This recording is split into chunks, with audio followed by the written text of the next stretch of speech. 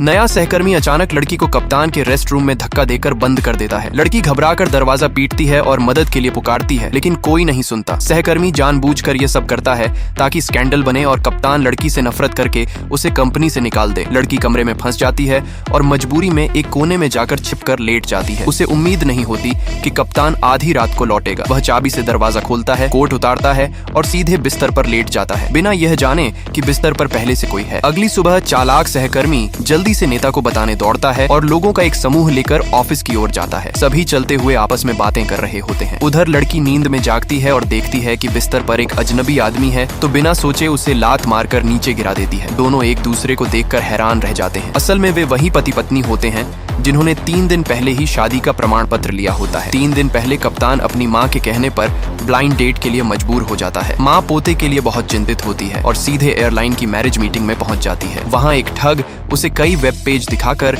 रिश्तों की तस्वीरें दिखाता है और गोल्ड मेंबरशिप 99,800 में लेने को कहता है ताकि आज ही बहू मिल जाए। माँ कार्ड निकालने ही वाली होती है कि पास से गुजर रही लड़की बैंक कार्ड छीन लेती है और वहीं ठग का पर्दाफाश करके पुलिस बुलाने की धमकी देती है। ठग डर कर भाग जाता है। लड़की की ईमानदारी से कप्तान की माँ बहुत प्रभावित होती है और मन ही मन तय कर लेती है कि यही उसकी बहू बनेगी। वह लड़की को अलग ले जाकर बेटे को फोन करती है और उसे साधारण कपड़े पहनकर तुरंत आने को कहती है। फिर लड़की से कहती है कि उसका बेटा सिर्फ 2000 युआन कमाने वाला सिक्योरिटी गार्ड है और पूछती है कि क्या वह उससे मिलेगी। तभी सिक्योरिटी गार्ड की वर्दी पहने आदमी वहाँ पहुँच जाता है। माँ दोनों को साथ देखकर खुश हो जाती है। अचानक बीमार होने का नाटक करती है और कहती है कि उसके पास ज्यादा समय नहीं है। मरने से पहले वह बेटे की शादी देखना चाहती है। वह लड़की का हाथ पकड़कर कहती है कि उसका बेटा अकेला है और उसकी देखभाल करने वाला कोई नहीं है। फिर दोनों के हाथ पकड़कर लड़की से शादी की विनती करती है। लड़की चौंक जाती है। कप्तान सोचता है कि वह उसे सिक्योरिटी गार्ड समझकर मना कर देगी, लेकिन लड़की तुरंत हाँ कह देती है और कहती है कि उसके पास भी अभी नौकरी नहीं है, इसलिए शादी के बाद दोनों मिलकर मेहनत करेंगे। इस तरह दोनों थोड़ी उलझन में ही शादी का प्रमाण पत्र ले लेते हैं